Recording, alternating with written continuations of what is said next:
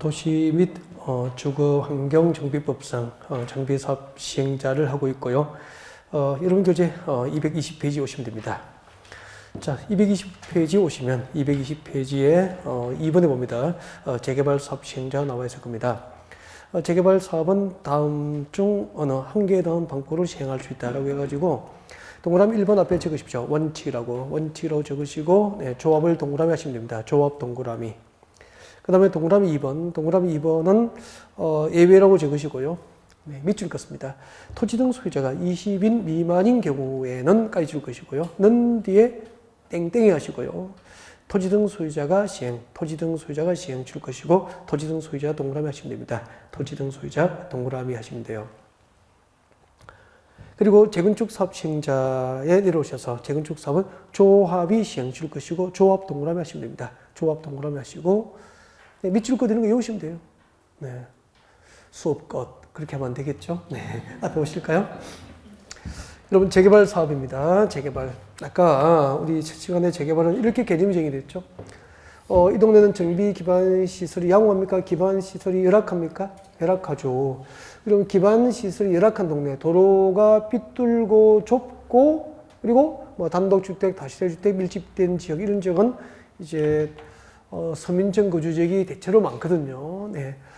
그래서 이런 지역을 대상으로 이제 전면 철거 방식으로 재개발 사업이 주거환경 개선을 목적으로, 즉 철거 방식으로 주거환경 개선 사업, 재개발 사업이 이루어졌을 거예요. 네. 그러면은 기반 시설이 열악하면은 그 동네는 단독주택, 다시대주택 밀집지역이 많고, 그 동네에 단독주택, 다시대주택 하나 가졌다고 토지 등 소유자가 단독으로 사업을 감당할 여건은 안 된다고 보는 거죠, 법에서. 그래서 재개발 사업은 원칙적으로 무엇을 만들어야 됩니까? 조합을 만들고, 그 토지 등 소유자가 재개발 조합을 설립하고, 그 설립된 조합, 이 조합이 단독 시행하는 것을 원칙으로 하겠다는 거죠. 그래서 재개발 사업은 토지 등 소유자가 직접 사업을 하는 게 원칙입니까? 토지 등 소유자가 조합을 만들어야 됩니까? 조합을 만들고, 그 설립된 재개발 조합의 단독 시행을 원칙으로 합니다. 물론 이제 교재를 보면은 그 예외적으로 그 조합은 가반수의 동의를 받아서 시장, 군수 등 주택공사 등 건설업자, 등록사업자 등과 공동 시행도 가능해요. 근데 이걸 외울 필요 없죠. 이걸 외우다 자꾸 잘못되는 거예요. 이제 스텝이 꼬이기 시작하는 거죠. 그러니까 책을 잘못 보면 안 돼, 그 이상을, 여러분은. 나중에 마작을 위해서 살짝 보게 돼요. 한 5월달 정도에. 그 전에 여기 들어가 버리니까 감당이 안 돼요, 뒤에 막. 그죠? 군더더기가 붙어가지고. 여기까지 보시면 됩니다. 재개발은 원칙적으로 토지 등 소유자가 조합을 만들고, 그 설립된 조합이 단독 시행하는 게 원칙이다. 이 정도면 됩니다, 시험은. 그 다음에 단, 재개발 사업을 할 때 토지 등 소유자의 숫자가 몇 인? 20인 미만이라면, 재개발 사업을 할 때 토지 등 소유자의 숫자가 20인 미만이라면은, 토지 등 소유자가 조합을 설립하지 않고 토지 등 소유자가 단독 시행하는 것을 허용을 합니다. 언제부터? 2017년대 개정법, 이 법안이 국회를 통과하면서부터 된 거죠. 그전에는 토지 등 소유자에게 직접 허용하는 경우가 없었습니다. 그러니까 본격적으로 2018년, 2019년도부터 재개발할 때 토지 등 소유자의 숫자가 20인 미만이면 조합을 설립하지 않고 토지 등 소유자 단독 시행을 허용하게 된 거죠. 재개발만 허용한 거죠. 그 이유를 아까 말씀드린 거예요. 한번 얼마나 그 용어 설명이 중요한지 한번 봐주십시오. 재개발 사업은 과거에 주로 주택지에서 이루어졌습니다. 주거지역에서 많이 이루어졌거든요. 과거에는 정비 기반시 열악하고 노후 불량 건축물이 밀집된 지역에서 주거환경 개선을 목적으로 하면은 주거환경 개선이 목적이니까 주택지가 대부분이었단 말이에요. 근데 올해 무엇이 추가됐죠? 상업지역, 공업지역이 2017년도 정비법 개정으로 재개발 개성에 포함이 된 거죠. 그럼 아까요, 상업지역의 재개발 잠실역 주변지역, 사거리 주변지역 말씀드린 거 기억나죠? 네, 여기잖아요. 여기 석조수공이고 롯데월더, 롯데백화점 호텔 뭐, 그죠? 그러면은 그 건너편에 제2롯데월더가 생기면서 상권의 중심이 옮겨가면서 이곳이 상대적으로 낙후되고 개발된 지가 40년 넘었기 때문에 롯데가 만약에 20년 내에 이 지역을 재개발한다면은, 상업 쪽에서 이루어지는 상업 쪽에서 도시기능 회복과 상권 활성화를 위한 재개발이 되는 거예요. 그럼 이때 이 세 개, 롯데월드, 롯데 호텔 백화점이니까 롯데그룹에 속하는 법인 세 개가 토지등 소유자잖아요. 토지등 소유자 몇 개죠? 세 개야. 20인 미만이잖아. 그러니까 롯데는 이 지역을 단독으로 재개발할 수 있는, 이 도심을 단독으로 재개발할 수 있는 경제적 여건이 돼야 안 돼요? 되죠. 왜 롯데가 우리하고 조합 만듭니까? 그래서 이런 도심 재개발을 염두에 두고 토지등 소유자의 숫자가 20인 미만이면은, 그죠? 토지등 소유자가 조합을 만들지 않고 단독으로 할 수 있도록 해준 거죠. 진짜 아니까 재미있죠. 이거 알고 20인 미만 토지등 소유자가 단독이라고 공부하시는 분 있을까요? 거의 없죠, 거의 없죠. 거의 없습니다. 그러니까 인터넷 강의를 들어도 거의 이런 설명을 안 하죠. 그렇죠? 외우는 뭐 외워보자. 되게 이제 그렇게 공부하게 되겠죠. 그래서 그렇고요. 그 다음에 아까 울산의 동과주, 현대자동차 1공장부터 4공장까지 전기차 시대되면 디젤 휘발유 엔진 자동차 공장은 공장 재개발을 할 수밖에 없다고 그랬죠. 그러면은 그때 현대자동차 1공장부터 4공장까지 누구 거? 현대 거잖아요. 현대가 저거 조합 만들어서 할까요? 단독으로 할 수 있습니까? 단독으로 할 수 있죠. 그래서 공업 쪽에서 이루어진 재개발도 토지등 소유자의 숫자가 20인 미만은 현대자동차 공장 재개발 이런 걸 예를 든 거죠. 이제 염두에 둔 거죠. 그래서 이제 대규모 산업 자본이 투자돼 있고 우리 산업이 첨단 산업으로 공장 재개발이 이루어질 수밖에 없고요. 그죠? 그냥 기계 가공하는 것도 이제 공장도 자동화돼 가잖아요. 그죠? AI 시대가 되잖아요. 그리고 공장 재개발은 앞으로 필연적으로 올 수밖에 없단 말이에요. 그래서 선제적으로 이렇게 제도를 마련해 둔 거라고. 이해가 되죠? 현대가 조합 만들어요? 단독으로 해요, 이제. 단독으로. 그런 시대가 된 거라고, 그런 시대가. 아, 그런 거구나. 그 다음에 재건축 보겠습니다. 재건축. 재건축은 기반이 열악합니까? 양호합니까? 양호했죠. 벌써 뭐 동네가 다르잖아요. 그죠? 그리고 이 동네에 공동주택, 노후 불량 건축물로 판정된 공동주택 밀집지역인 거죠. 그러면은 우리 부산도 그렇고 뭐 서울 쪽도 비싼 아파트는 엄청 비싸잖아요. 뭐 30억이 예사롭고 요즘 비싸면 50억도 가고 뭐 60억도 가는 아파트도 있다고. 근데 그러면은 비싼 아파트 60억짜리 아파트 하나 가지고 있다고 단독으로 재건축 사업을 감당할 여건은 돼요, 안 돼요? 안 되잖아요. 그죠? 네. 그러면은 단독으로 해야 됩니까? 단독으로 감당할 여건이 안 되니까 조합을 만들어야 됩니까? 조합 만들고, 그래서 재건축 사업은 조합을 만들고 재건축 조합의 단독 시행을 허용하게 된 거죠. 그러면 시행자 다 끝났네. 그러면은 재개발 사업과 재건축 사업은 시장 군수 등이나 토지주택공사 지정에서 합니까? 전부 토지 등 소유자가 단독으로 하거나 조합을 만들어서 단독으로 합니까? 조합을 만들어서 하잖아요. 공공개발입니까? 민간개발입니까? 민간개발. 그 지역 주민들이 조합을 만들고 그 지역 주민들 중에서 이제 조합원 자격을 주려고 법으로 범위를 만든 게 토지 등 소유자가 되는 거죠.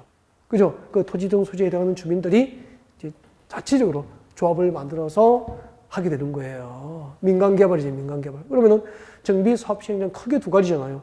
주관경 개선 사업은 달동네 철거 사업은 민간개발입니까? 공영개발입니까? 공영개발 방식.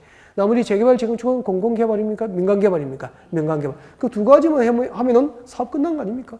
단 재개발만 앞으로 도심 재개발과 첨단 산업으로 구조 개편을 위한 공업지역이 상업지역과 공업지역이 들어오면서 토지 등 소유자의 숫자가 소수이면은 소수가 많은 땅과 건물을 가졌으니까 단독으로 사업을 할 수 있는 경제적 사실이 끌릴 거 아니에요. 조합을 만듭니까? 단독으로 할 수 있습니까? 토지 등 소유자가 단독으로 할 수 있죠. 이제 토지 등 소유자는 현대그룹이고 롯데그룹이고 그런 거죠. 예를 들면.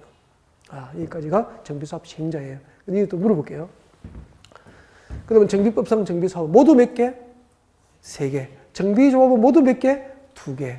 주관경 개선 사업은 늘 조합이 없다는 것을 염두에 두시고. 왜 없죠?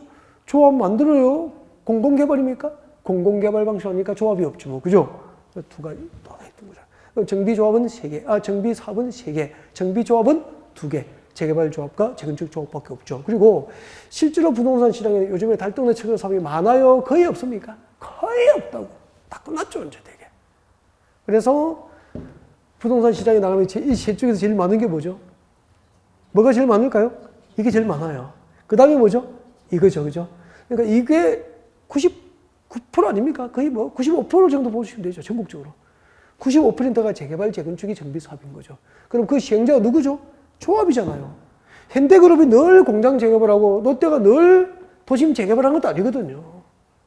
그래서 99.9가 재개발, 재건축은 누가 하죠? 조합. 그래서 정비사업 시행자는 누굽니까? 정비사업 시행자는 곧 이꼴 뭐죠? 조합이 되는 조합. 조합이 99%라는 거죠.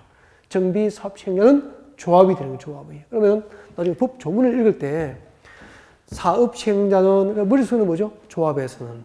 사업 시행자는 나오면 머릿속에서 뭐죠? 조합에서는. 이렇게 해야 이해가 돼요, 이제. 사업 시행자에게 금전 만환을 청구한다. 그 말은 조합에 전세 보증금 만환 청구한다. 이렇게 되는 거죠. 이해가 되는 거잖아요.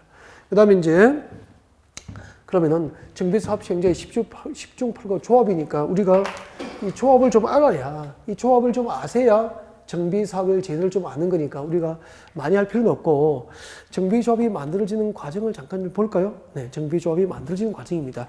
아마 조합 설립 절차는 입문 과정이기 때문에 교재 편집이 없을 것 같고요. 222페이지 옵니다. 일단 222페이지 오면은 저 위에 정비사업 시행자 중에서 누구라고 되어 있습니까?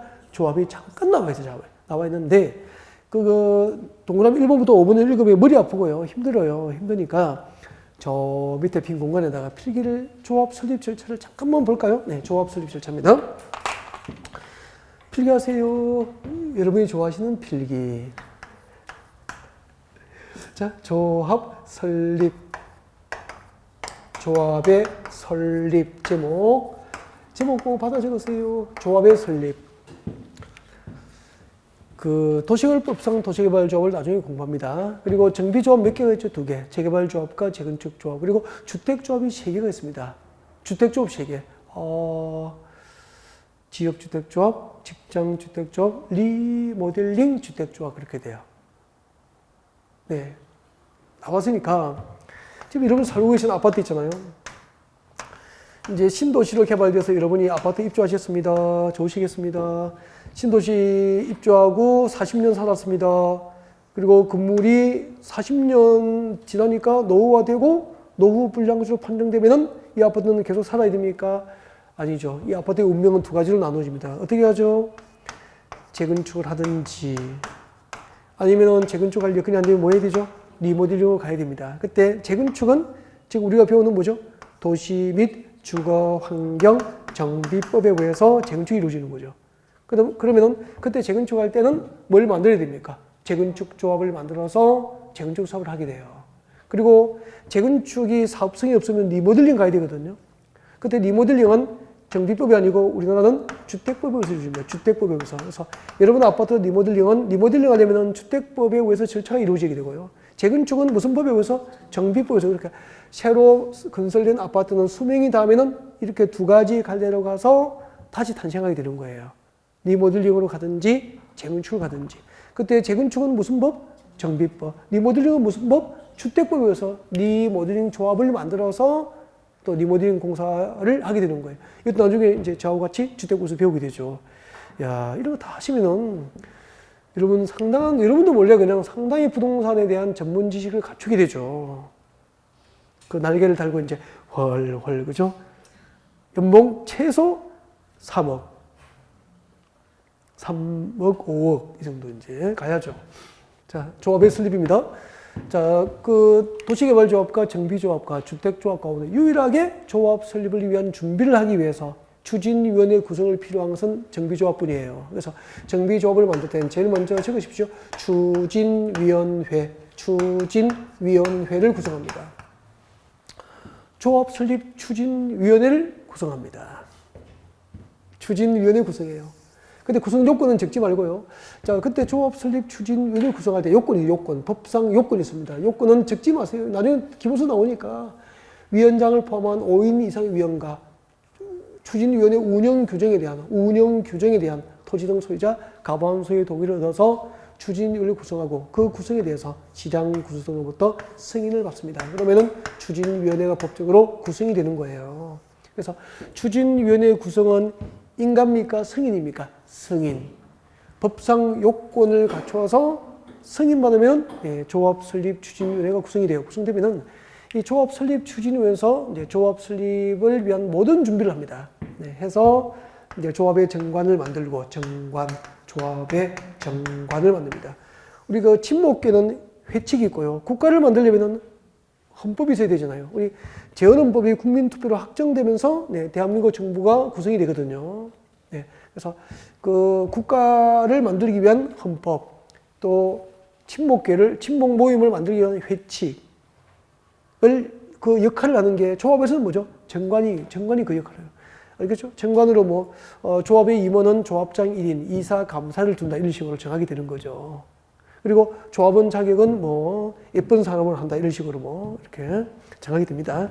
자, 정관을 만들고 그다음에 조합 설립 인가를 신청하기 위한 동의 요건을 갖춥니다. 동의서, 일정한 동의 요건을 갖추죠. 동의 요건을 갖추어서 조합 설립을 인가를 신청합니다. 인가를 받아야 됩니다. 인가가 나면은 인가를 받고 30일 내에 조합 설립 인가일로부터 30일 내에 주된 사무소 소재지 관할 부분에 설립을 등기합니다. 이 등기를 마침으로써 조합 성립, 성립, 정비조합이 성립하게 되는 거죠. 그래서 재개발조합과 재건축조합이 법적으로 성립하려면, 조합이 성립하려면 인가를 받아야 성립합니까? 인가받고 등기해야 됩니까? 등기. 주된 사무소 소재지 관할 부분에 설립 등기를 마쳐야 네, 재개발조합과 재건축조합이 법적으로 성립하게 되는 거죠. 대략적으로 조합을 만드는 과정이 이렇게 이루어져요. 이렇게 이루어지는데 살을 붙이는 것은 나중에 이제 우리 기본 틀만 잡아놓고 이제 1월 달에 교재에 나오면은 조금씩 붙여가자고 알겠죠? 네, 그렇게 하고 그러면 여기까지 논스톱으로 한번 가보겠습니다. 우리는 지금 부산광역시 진구 점포동 재개발 사업을 하겠다고 전제하고 수업을 하고 있는 겁니다. 예를 들어서 하는 거죠. 그러면은 앞으로 점포동 재개발 사업을 10년 내에 하고 싶으면은 부산시 정비기본구역으로 일단은 점포동에 무엇이 지정됩니까? 정비 예정구역이 지정되고 점포동 정비 예정구역의 정비계획 수립 시기가 정해집니다. 2020년 5월 이런 식으로. 그러면 2020년 5월이 되면은 이제 진구청장, 부산 진구청장은 부산시 정비기본구역에 맞도록 점포동 정비계획을 입안하고 이것을 첨부해서 부산시청에 정비구역 지정을 신청합니다. 부산시장은 부산시 도시계획위원회 심의를 거쳐서 점포동에 정비구역 지정을 고시하게 되는 거죠. 지정하면은 그 지정 일시, 지정 내용 등을 비밀로 합니까? 고시합니까? 고시하는 거죠. 부산시 공보에 게재하여서 고시가 돼요. 정비구역 지정이 고시되면 그 다음 절차가 뭐죠? 점포동 재개발 사업 시행자를 결정해야 되잖아요. 그럼 점포동 재개발 사업 시행자 누구죠? 조합이잖아요. 그러면은 정비구역 지정 고시에서면은 점포동 재개발 조합 설립 추진위원회가 구성되는 거죠. 정비구역이 지정 고시면 점포동 재개발조합 설립 추진위원회가 구성돼요. 구성되고 그 설립 추진위원회에서 조합의 정관을 만들어서 네, 점포동 재개발조합 설립인가를 진구청에 신청합니다. 진구청장부터 조합 설립 인가가 있으면은 인가를 받고 며칠 내에 30일 내에 주된 사무소 소재지 관할 부문 부산지방부문에 설립 등기를 마침으로써 점포동 재개발조합이 법적으로 조합이 성립하게 된 거죠. 그러면은 점포동 재개발조합은 곧 이꼴 점포동 재개발 사업 시행자 되는 거잖아요. 조합은 사업 시행자로서 점포동 재개발 사업 시행계획, 재개발 사업 시행계획을 작성을 해요.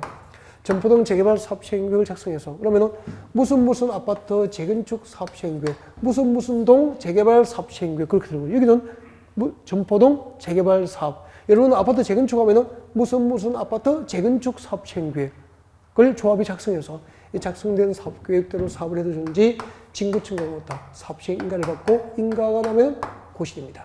이를 사업 시행 인가 고시라고 그래요. 자, 이렇게 재개발 재건축 사업 절차에서 사업 시행 인가가 고시되면은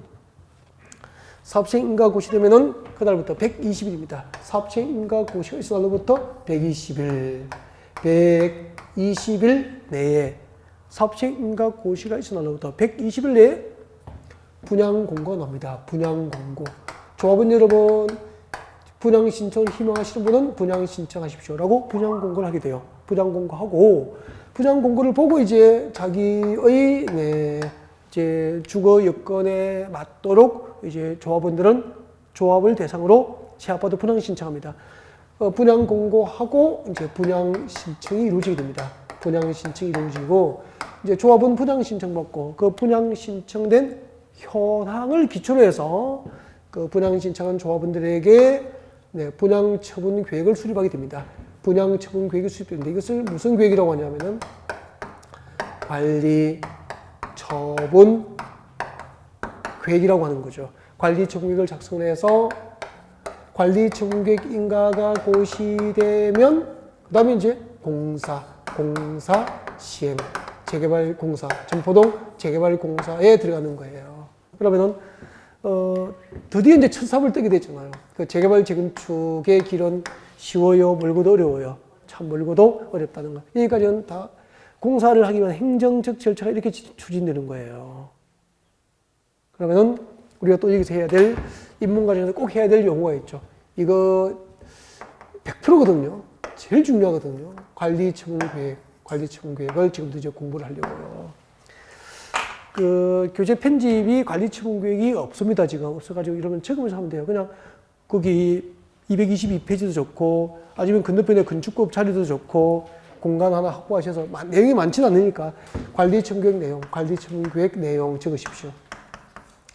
관리 처분 계획이 무엇일까요? 라고 하는 거죠. 관리 처분 계획은 다음 사항을 내용을 하는 계획이에요.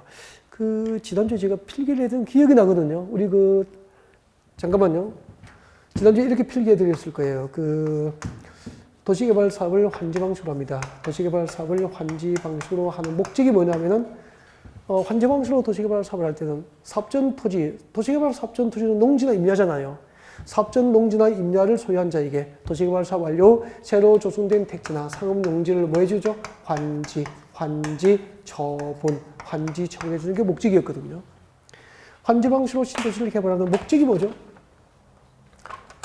환지 방식으로 신도시를 개발하는 목적은 사업전 종전 토지 소유자들에게 새로 조성된 택지 등을 환지 처분해 주는 게 목적이고, 그때 환지 처분할 내용을 미리 계획해 둡니다. 무슨 계획이죠? 환지 계획이죠. 지난주에 이렇게 필기해 드렸다고. 환지 계획이 되는 거죠. 오늘 무슨 사업하고 있죠? 정비 사업, 재개발 재건축. 재개발 재건축 등 정비 사업의 목적. 정비 사업의 목적은 재개발, 여러분 아파트 재건축하면 목적이 뭐죠? 여러분이 기존에 소유하고 계신 아파트가 노후 불량 건축으로 판정됐으니까 안전상 문제가 있잖아요. 그래서 그것을 철거하고 새 아파트를 지어서 여러분에게 뭐 해주죠? 분양 처분해 주는 게 목적이죠. 그렇죠? 정비 사업의 목적은 분양 처분이 목적이고, 환지 방식으로 도시개발 사업하는 목적은 환지 처분이 목적이고, 그때 이제 분양 처분할 내용을 미리 계획해 둡니다. 그 계획이 지금 우리가 공부하게 될 무슨 계획이죠? 관리 처분 계획이 되는 거예요. 그러니까 도시개발법에서 환지 계획이 정비법에서 무엇이 되는 거죠? 관리 처분 계획이 되는 거고, 환지 처분할 사항을 미리 정한 계획은 환지 계획, 분양 처분할 내용을 미리 정한 계획은 관리 처분 계획, 그렇게 되는 거예요. 아셨죠? 네. 그래서 관리 처분 계획 1번, 관리 처분 계획 1번. 지난주에 환지 계획 내용 5개는 설명했거든요. 환지 계획은 환지 설계 등을 내용으로 합니다. 맞죠? 이제 그러면은 이제 관리 처분 계획은 1번, 분양 설계 적어주세요. 분양 설계를 내용으로 하는 계획이 관리 처분 계획이에요. 여러분, 환지 설계를 내용으로 하면 무슨 계획이죠? 환지 계획. 분양 설계 등을 내용으로 하면 무슨 계획? 관리 처분 계획. 그렇게 되는 거예요. 비교하는 게 쉽죠, 그죠? 네. 그러니까 도시개발법에서 환지 계획을 하는 것을 정비법에서 무엇으로 부르는 겁니까? 관리 처분 계획. 그래서 저도 관리 처분 계획 처음 들으니까 이게 무슨 말인지 감을 못 잡겠는 거예요. 제목을 보도 모르겠고. 그래서 저도 교수님한테 물어봤어요. 교수님, 관리 처분 계획 뭡니까? 물어봤어요. 물어보니까 뭡니까? 그러니까 뭐 그렇게 묻지 말아줘. 교수님, 이거 관리 처분 계획 뭐예요? 라고 이제 물어봤죠. 조심스럽게 물어봤는데 잘 물어봤다고, 자리에 잘 걸렸다고, 다음 주에 관리 처분 계획 연구해서 발표하라는 거예요. 괜히 물어가지고. 관리 처분 계획은 재개발 재건축할 때 조합원 재산을 누가 관리합니까? 스스로 관리합니까? 조합이 관리합니까? 조합원의 재산을 조합이 직접 관리해서 분양 처분하기 위한 계획, 그런 뜻이다. 조합원의 재산을 누가 관리한다고요? 민간기업하니까 조합을 만들어서 관리하게 하는 거죠. 조합원의 재산을 조합이 직접 관리하여서 분양 처분을 하기 위한 계획이 됩니다. 이 처분은 뭐죠? 분양 처분 계획. 분양 처분 계획이죠. 조합원의 재산을 누가 관리한다고? 재개발, 재건축할 때는 조합이 관리하죠. 조합원의 재산을 조합이 직접 관리하여서 분양 처분하기 위한 계획이다. 그런 뜻이더라고요. 그럼 분양 설계가 뭘까? 뒤에 적으십시오. 너무 자세하게 해드린다. 분양 설계가 뭐냐면은 호수 등을 결정하는 거예요. 삽전, 종전 토지 소유자에게, 도시개발 삽전, 종전 토지 소유자에게 사후완료 몇 번지 위치에 몇 제곱미터를 환지 줄 것인지 설계하면은 환지 설계잖아. 분양 설계는 여기 우리 조합원님이 이제 전포동 재개발지구의 조합원이면은 이 분양 신청은 이 조합원에게는 몇 평짜리 아파트 몇 동 몇 호를 분양해주고 이 조합원 분께는 또 몇 평짜리 아파트 몇 동 몇 호를 줄 건지 이것을 결정하는 게 분양 설계라니까. 동호수 정해주는 겁니다. 시기하게 해서. 알겠죠? 분양 신청한 조합원에게 동호수 결정해주는 게 분양 설계예요. 그 분양 설계를 내용으로 하면 무슨 계획이죠? 관리처분이 되는 거죠. 환지 설계를 내용으로 하면 무슨 계획이죠? 환지 계획. 분양 설계 등을 내용으로 하면 뭐죠? 관리처분. 100점입니다. 100점. 두 번째, 분양 대상자별 주소와 성명을 관리처분을 정합니다. 분양 대상자별 주소와 성명을 관리처분을 정한다니까. 주소, 어드레스, 주소와 성명. 자, 그러면은 저 좀 봐주실래요? 이게 전포동 재개발구역이잖아요. 재개발하기 전에 기반시 야구했습니까? 열악했습니까? 열악했지. 자동차는 가요. 올라가는 가는데 피투피투 가잖아. 그죠? 주차할 곳도 없고 그렇잖아. 이 동네에 단독 다세주택 밀집돼 있었고 재개발하기 전에 단독주택 다세주택 밀집돼 있었잖아. 맞죠? 이 동네가 재개발되면 이렇게 되잖아. 이제 재개발은 아까 보존 방식입니까? 철거 방식입니까? 철거 방식. 노후 불량처럼 철거되겠다. 그죠? 공사 시작하면 철거한단 말이에요. 이렇게 다 철거해버리고 철거를 하고 기반시를 그대로 둘까요? 다시 확충합니까? 확충하죠. 도로가 신설되고 좁은 도로는 바르게 확장되고 벌써 동네 때깔이 달라져 버리잖아. 이제 재개발 딱 하니까. 여기다가 공원, 도시고 체육공원 만들어주고, 그죠? 시민들이 여가 휴식공간, 공공도서관 지어놓고, 그 다음에 이제 아파트 올려버리잖아, 이렇게. 이게 재개발이에요. 아파트 지어버리죠. 그러면은 관리청구에 의해서 분양 신청한 조합은 어디에 살고 있는 누구에게 몇 동 몇 호를 주겠다고 정한 계획이 무슨 계획입니까? 보니까 관리청구계획이잖아요. 그러면은 여러분 재건축이 투자자가 많을까요? 재개발이 투자자가 많을까요? 재건축은 실소유자가 많아요. 거기 아파트 살고 계시는 분들이 재건축하니까, 그죠? 외부에서 투자자가 그렇게 많지는 않아요. 맞죠?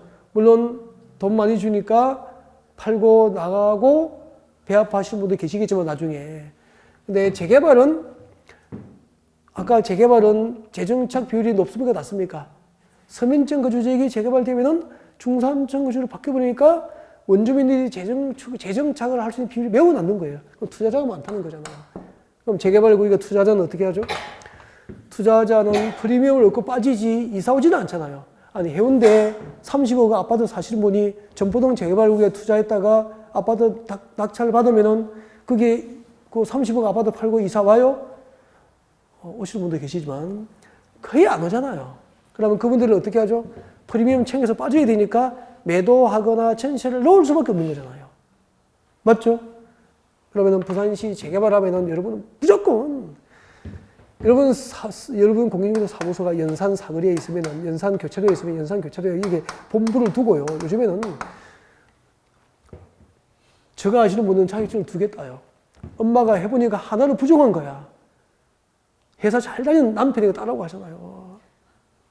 직장 갔다 술 마시고 학원, 연산동에 학원이 있으니까 그때 공법은 책이락 선생 찾아가서 공법 공부하고 오라고 막 시키잖아. 이렇게. 그렇게 이제 보내야 됩니다. 보내서 2장이 필요해요. 이걸 순진하게 연산 교차로 옆에만 여러분 여기 차려놓고 여기서 장사하고 있으면은 한계가 있어, 한계. 법인이 아니면 분사무소를 못 내잖아요.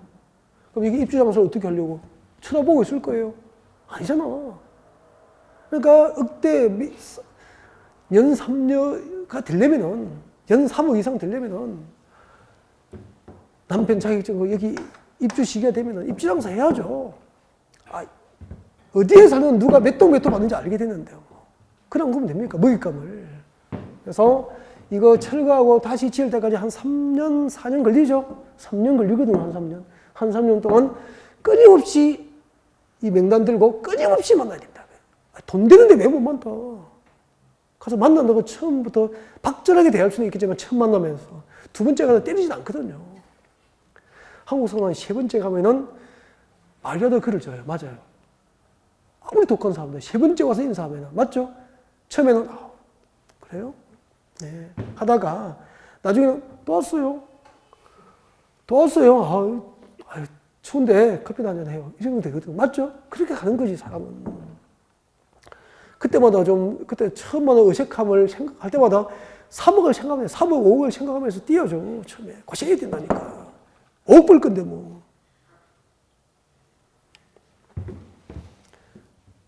그 사람이 어떤 사람인지 모르잖아. 그 사람이 진짜 나를 믿고 나에 대한 부동산의 컨설팅 실력을 나에게 믿어준다면 주변에 부동산 다 소개해 주는 거 아닙니까? 맞죠? 그 씨앗이 어떻게 클지 모르는데 물 주고 햇빛 쪼여주고 비료 줘야죠. 해야죠. 염삼녀. 여기 이제 분사무소 내야 되죠. 내놓고 전체 물건, 매도 물건 다 받아야 되는 거 아닙니까? 다 받아야죠. 여러분이 받으셔야 돼요. 다 받아버려요. 관리해서. 이거 많이 받는 사람은 이 공사할 때부터 끊임없이 물밑에서 고객 만나고 그 고객 학벌이가 피 터지게 연습하시고 일하신 분들이라고. 이렇게 해서 모아두면 재밌습니다. 이거 전세 계약 쓰든 매매 계약 쓰든 입주장사는 단기간에 그죠? 몇 개월 사이에 몇 억을 벌잖아요. 세 번째, 분양 대상자별 적으십시오. 분양 예정. 본래 인문과정 여기까지입니다. 여기까지 가면 되는 거예요. 분양 예정. 여러분이 좋아서 분양 예정인 대지, 분양 예정인 대지나 건축물 추산액, 분양 예정인 대지, 분양 예정인 대지나 건축물 추산액, 분양 예정인 대지나 건축물 추산액을 관리 처분을 정하도록 합니다. 분양 대상자별 분양 예정인 대지나 건축물 추산액. 예를 들면 잠깐요. 예를 들면은 전포동 재건축 끝나면은 여기 분양되는 아파트가 종류가 예를 들면은 42평, 32평, 22평이 분양될 거예요. 이것은 종전 건물입니까? 분양 예정인 아파트입니까? 분양 예정인 건축물 아파트. 그리고 그 대지 지분권에 대한 추산액을 관리 처분격을 정한다니까. 그러면 전포동 재개발이 끝나고 분양 예정인 42평 아파트의 추산액은 10억, 32평 추산액은 7억, 22평 추산액은 5억 이런 식으로 정한다니까요. 알겠죠? 그럼 여러분은 관리 처분을 보면은 여기서 입주장사할 때 무엇을 알 수 있죠? 나중에 전포동 지금은 공사하고 있잖아요. 공사 끝나고 여기 분양 42평 추산액은 분양가가 얼마고 32평 추산액은 얼마고 22평 추산액은 얼마인지 알잖아요. 저는 관리처분을 열람했고 관리처분격에서 정확하게 알고 있습니다. 예산에 맞도록 면적 평형을 결정하시면 된다고 상담해 줄 수 있죠. 그리고 더 중요한 거 4번 적으십시오. 분양 대상자별 종전토지와 건축물 명세. 명세가 뭐죠? 상세한 목록표잖아. 세부 내용이잖아, 세부 내용. 그러니까 분양 대상자별로 종전토지와 건축물이 똑같습니까? 다 다릅니까? 전포동 재개발국의 조합원이 가지고 있는 종전 건물의 숫자가 누구는 빌라 3개 가질 수도 있고 누구는 1개 가질 수도 있고 누구는 땅을 재개발 구역에 500평 가질 수도 있고 누구는 100평 가질 수도 있잖아. 정확한 명시에 그 종전 토지와 건축물 명시에 및 적으십시오. 사업 시행 인가 고시일 기준의 가격. 사업 시행 인가 고시일 기준의 가격. 그러면은 그 재개발 재건축할 때 조합원의 종전 토지와 건축물의 가격을 관리처분으로 정하라는 거죠. 분양 신청 조합원의 종전 토지와 건축물의 가격을 관리처분으로 밝히라는 거, 정하라는 거예요. 이 조합원 전포동 재개발 조합원이죠. 이분이 전포동 재개발구의 빌라를 한 개 가진지 두 개 가진지 정확한 명시표하고 사업시행 인가 고시가 있은 날 기준으로 산정된 그 빌라 가격을 관리처분으로 정하게 됩니다. 그러면은 여기요, 이 조합원이 재개발이 끝나면 10억, 42평을 분양받을 거예요. 이분에게 분양 예정인 아파트 추산액이 얼마죠? 10억. 사업시행 인가 고시일 기준으로 이분의 재산을 평가합니다. 평가는 받고 나중에 배워요. 이분의 조합원의 재산을 평가해서 그 평가한 가격이 8억이에요. 많이 들은 거예요, 바로. 그러면은 조합원의 종전 토지와 건축물의 재산을 평가가 8억이고 그분에게 분양 예정인 10억짜리 42평 추산액이 얼마죠? 10억이니까 얼핏 보셔도 얼마 부담하셔야 됩니까? 2억을 내놓으셔야 이분은 시아파트 키를 받게 되는 거죠. 조합원 분담금이 2억이에요, 일단은. 이런 것을 관리처분격으로 다 밝힌다니까. 그러면은 여기 이 날짜잖아요. 사업 시행 인가 고시가 있은 날 기준, 이 날짜 기준으로 조합원의 재산이 평가돼요. 재개발 재건축할 때. 그럼 사업 시행 인가 고시 이후에 투자할 때는 종전 토지와 건축물의 가격이 결정되어 있잖아요. 그렇죠? 그러면 이때 가격은 높아야 됩니까? 낮아야 됩니까? 높아야 나중에 분담금을 줄 수 있는 거잖아. 그죠? 이런 것도 투자의 잣대가 되는 거잖아요. 그럼 이전에는 어떻게 되죠? 사업시행인가 고시가 있기 전까지는 조합원의 종전 토지와 건축물의 가격이 공식적으로 결정됐습니까? 안 됐습니까? 안 되고 있을 때고. 그러면 사업시행인가 고시 후에는 가격이 결정되어 있을 때거든요. 그러면 투자 물건이 2개, 3개이면 가격을 비교할 수 있죠. 그죠? 그럼 가격이 똑같은 연립이라도 위치에 따라서 가격이 좀 다르겠죠. 똑같은 땅이지만 용도 지역이나 지목에 따라서 가격이 다르겠죠. 그때 투자 상담이 같아야 됩니까? 달라야 됩니까? 달라야 되겠죠. 이렇게 관리처분계획에는 분양 신청한 조합원의 종전 토지와 건축물의 정확한 명시표하고 사업시행 인가 고시일 기준으로 산정된 조합원의 종전 토지와 건축물의 가격이 관리처분계획으로 정해지게 되는 거예요. 그런 거구나. 이것만 가지고 문제를 내고 하거든요. 관리처분계획에 포함되어야 할 종전 토지와 건축물의 가격을 산정하는 기준일은 조합 설립 인가 고시일입니까? 사업 시행 인가 고시일입니까? 관리처분계획 인가 고시일입니까? 사업 시행 인가 고시일 기준으로 산정된 종전 토지와 건축물의 가격이 관리처분계획에 포함된다고. 아, 그렇게 되는 거구나. 3번, 4번은 그냥 제가 깊게 들어가 본 거를 오늘 기분도 좋고 해가지고 들어가 본 거고, 다시 다 합니다. 다시 똑같이 다 하고요. 8개를 외워야 되거든요. 오늘 몇 개를 한 겁니까? 8개를 해야 되는데, 오늘 입문 과정에 4개를 한 거죠. 2개 하면 되는 것을. 그래서 이 부분은 그냥 다시 계속 여기다가 반복하고 다시 추가돼요. 알겠죠? 계속 반복하면서 걱정할 필요 없을 것 같고, 관리처분계획 인가 고시가 있으면 어떻게 되죠? 공사에 들어가잖아요. 공사. 마무리만 살짝 해드릴게요. 그럼 이제 공사에 들어가면은 기존 건축물은 어떻게 하죠? 철거하죠. 기존 건축물은 철거하고, 기반시설 다시 확보하고, 이제 재개발 아파트 건축이 끝나면은 시행자는 공사 완료 보고서를 만들어서 준공인가를 신청합니다. 준공인가를 신청하고, 이제 준공인가가 나고, 공사 완료가 고시됩니다. 공사 완료가 고시되면 공식적으로 이 상태입니다. 이 상태.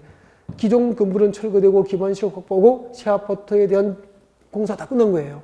그럼 이제 공사 완료가 고시되면은 그 다음에 이제 새로 조성된 대지나 건축물, 이 새 아파트 소유권, 이 새 아파트 소유권을 분양 신청한 조합원에게 이전해 줍니다. 소유권을 이전하여 고시하게 되죠. 이 소유권 이전 고시를 네 글자로 바꾸고 이거 무엇이라고 하냐면 분양처분이라고 하는 거죠. 분양처분. 소유권을 이전하여 고시하면 분양처분이 이루어진 거죠. 분양처분이 이루어지면 이제 조합의 신청과 촉탁에 의해서 일괄적으로 분양 등기를 하게 됩니다. 이제 조합원들은 새 아파트 소유권을 등기하게 돼요. 조합의 신청과 촉탁에 의해서 일괄적으로 분양 등기가 이루어지게 돼요. 이렇게 해서 재개발 재건축이 마무리되는 겁니다. 그럼 봐요. 세상에 제가 학교 다닐 때 저는 2학기 배웠다 그랬죠. 그죠? 전공자가 2학기를 수업하는 것을 3시간을 줄여서 초보자니까 용어 설명부터 마무리까지 일단 와본 거죠. 그래서 용어를 절차에 맞도록 설명드리고 전체의 흐름을 보신 거죠. 여기다가 이제 오늘 용어 이해하고 전체의 흐름을 보셨잖아요. 그리고 기본적인 용어는 다 됐기 때문에 여기다가 이제 살을 붙여서 모양을 만들면은 여러분이 전문가가 되는 거죠. 그렇게 만들어 갈 거예요. 오늘은 여기까지고요. 네, 다음 주에 건축고로 진도를 준비하겠습니다. 수고하셨습니다.